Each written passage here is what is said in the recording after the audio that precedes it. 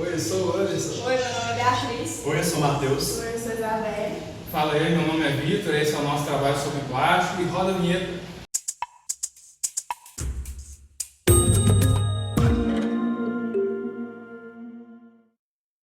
Bom, para começar a falar sobre a história do plástico, vamos começar pela sua definição. Plásticos, que é uma palavra de origem grega, que significa que pode ser moldado. Ele teve origem em 1920, mas a sua primeira pesquisa ocorreu em 1860 pelo químico chamado Alexandre Perkins, que descobriu no nitrato de celulose a base para a produção do plástico. O plástico hoje em dia se tornou algo indispensável para a vida humana, porque além de ser congelado, pode ser colocado no micro-ondas e ele não vai se deformar. Só que aí que entra a grande questão. O plástico, ele é um material muito mais novo que o vidro e que o papel. Só que ele se tornou algo que causa grandes problemas ambientais, por ele ser um dos materiais mais difíceis de ser biodegradável. Mas você sabe o que é plástico? O Anderson entrevistou algumas pessoas para saber o conhecimento sobre esse tema nas pessoas da universidade. Boa tarde, como você se chama? Boa tarde, meu nome é Gabriel. Então, Gabriel, eu gostaria de perguntar, você sabe me falar o que é plástico? Bem, plástico é um material que está na moda hoje em dia, né? Vem sendo utilizado bastante, né? Desde que começou a Revolução Industrial, é algo que vem uma crescente enorme, né? No caso, atualmente. Entendi. Então, muito obrigado, viu? Por nada.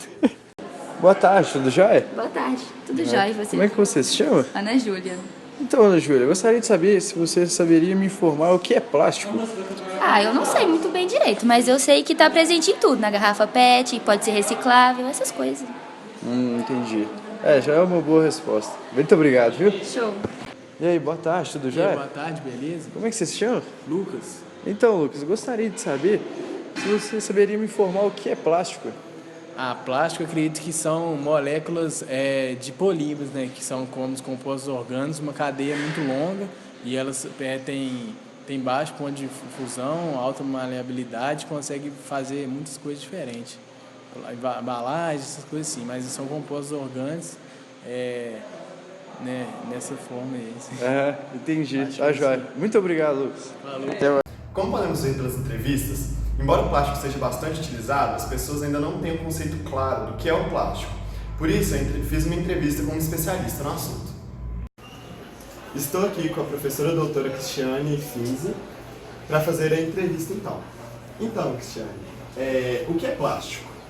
Plásticos são, na verdade, polímeros de cadeia muito extensa, que foram em mais ou menos 1970 convertidos em materiais de uso e consumo para a sociedade.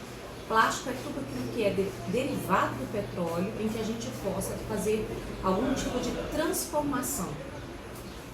Hoje se fala muito de uma onda de sustentabilidade. Dessa forma, qual é a diferença entre o plástico e o bioplástico? O plástico é aquele material que é derivado de petróleo.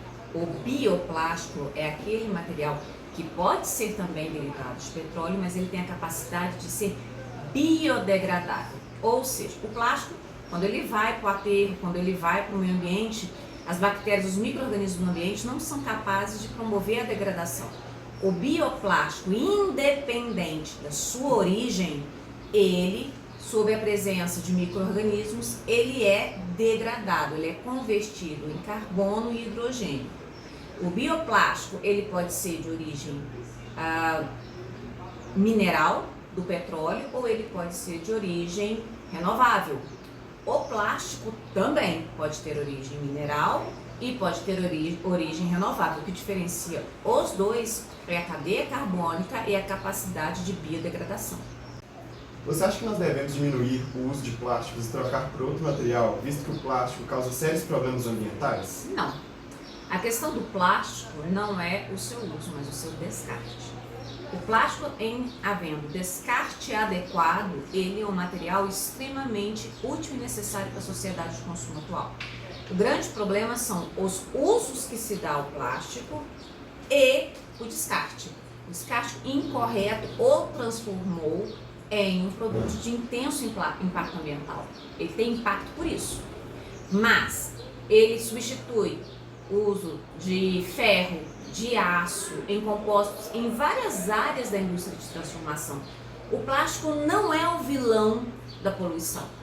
O uso e o descarte incorreto, sim, a sociedade de consumo com seu descarte em qualquer ambiente, sem o devido tratamento, é que é o grande problema. Então o plástico não é o vilão. O vilão é a forma que a sociedade descarta. Sim, muito obrigado. De nada. Como a professora doutora Cristiane disse, é necessário fazer um descarte correto dos plásticos para diminuir impactos ambientais que possam ser gerados por plásticos que não são biodegradáveis. Esse descarte muitas vezes é feito de forma incorreta por causa de uma falta de conscientização da população acerca dos dias da coleta seletiva e da separação do lixo, que depois vai para o processo de reciclagem para aí sim diminuirmos esse impacto ambiental. Essa reciclagem é dividida em 3 etapas. A primeira é a coleta e separação, onde os resíduos vão ser separados de acordo com cada material. Depois nós vamos para a revalorização, onde o resíduo vai ser finalmente transformado em matéria-prima. E por fim a transformação, onde a matéria-prima vai gerar um novo produto. Existem 3 tipos de reciclagem que passam por essas 3 etapas. A primeira dela, a mecânica, a mais comum, é onde os plásticos vão ser transformados em pequenos grânulos que vão servir de matéria-prima para, por exemplo, gerar mangueiras, embalagens não alimentícias e sacos de lixo. Além da mecânica, nós temos também a química, que é um processo mais caro. Nós vamos necessitar de muito mais plástico para que tornar economicamente viável. Nessa química nós vamos ter um reprocessamento do plástico em materiais petroquímicos básicos, que podem gerar outros produtos que tenham uma maior qualidade.